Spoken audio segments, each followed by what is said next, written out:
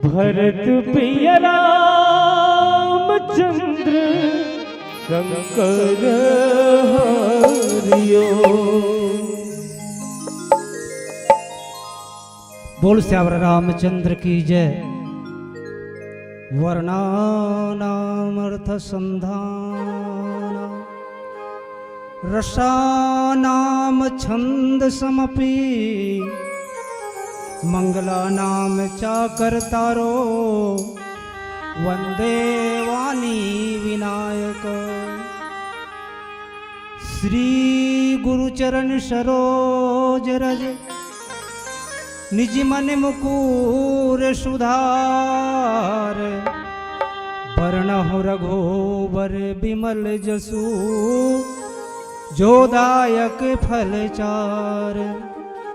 बुद्धहीन तन जानिके सुमरो पवन कुमार।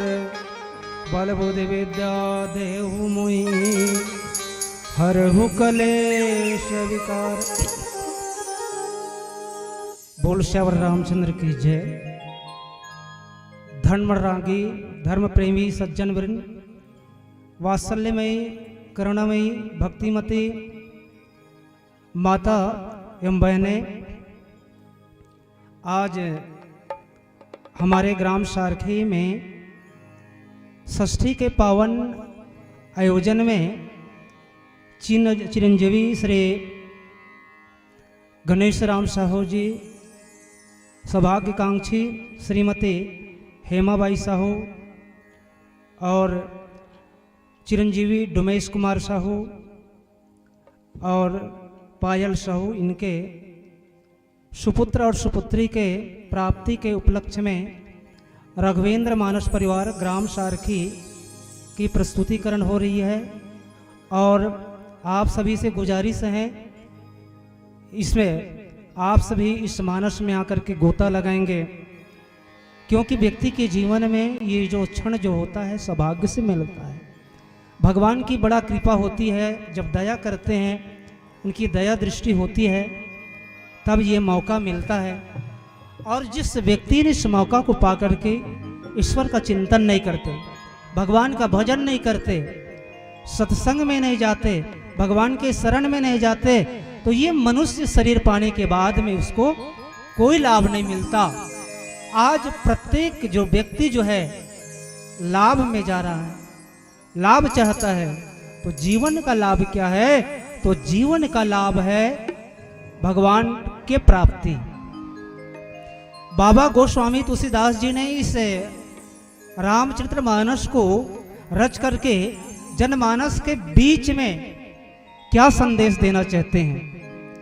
क्योंकि संत की जो कृति जो होती है, संत का जो भाव जो होता है कि मानव समाज के कल्याण हो, और समाज का कल्याण होना जरूरी है।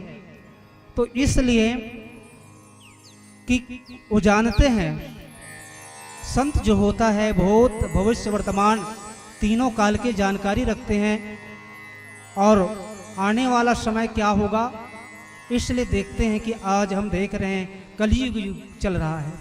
और कलयुग का जो युग जो है ये मशीनी युग है, कल पुर्जे की युग है, हो हल्ला का युग है, कोलाहल का युग है। जितने भी टेक्नोलॉजी उपकरण जो निकली है, विज्ञान के जो आविष्कार हैं, आज हम देखते हैं नई नई आविष्कार, विज्ञान की खोज है और इसके माध्यम से आविष्कार हो रहा है। पर बड़ी विडंबना है, जितने आविष्कार हो रहा है उनसे ज़्यादा व्यक्ति के मन को त्रस्त कर रहा है। कैसे? जितने भी मशीन निकली है, मशीन में आवाज है, ये आवाज निकलती है, आवाज आती है, और यही आवाज जो है व्यक्ति को जो है हमारे मन को संत्रस्त कर देते हैं। तो इस त्रस्त मन को शांत करने के लिए हमें अपने जीवन में रामचरितमानस के पास में जाना पड़ेगा और रामचरितमानस का चित्रण करना पड़ेगा, रामचरितमानस के आत्मसात करना पड़ेगा, तब इस जीवन लाभ लेने का फायदा है। नहीं तो 1 एकड़ से 50 एकड़ बना लो, कोई साथ जाने वाला है क्या? कोई गारंटी है? इस संसार में आए हैं तो खाली हाथ आए हैं, खाली हाथ जाना पड़ेगा। तो इसलिए जो भजन करते हैं वही हमारी आमानत पूंजी है। बैंक में अमानत पूंजी रहती है तो आप जाते हैं और जा कर के निकाल लेते हैं, और बैंक में पैसा जो बैलेंस जो है खाली हो गया और जा कर के बोलोगे तो पैसा मिलेगा क्या? नहीं मिलेगा। बस इसी तरह से जो शरीर जो मिला है, इस शरीर से हमें भगवान की भक्ति करना है, भगवान के भजन करना है और भावसागर से तरना है। तो गोस्वामी तुलसीदास जी का निहित संदेश ये है कि इस शरीर को पाने के बाद में विज्ञान का खोज है, शास्त्र की खोज है, ईश्वर की प्राप्ति, ईश्वर के पास जाना। हम ईश्वर को अभी तक समझे नहीं हैं। जन्म जरूर लिए हैं, 84 लाख योनि में जितना उत्कृष्ट मानव का शरीर है, जितना ज्ञान मानव में है उतना ज्ञान अन्य योनि में नहीं है। परंतु बड़ी विडंबना है कि इस योनि को पाने के बाद में लोग जो हैं केवल भौतिक साधन में ही अपने जिनकी मां नहीं होती कितना रुलाती है, कितना सताती है। याद तुम्हारी जब जब मुझको आती है।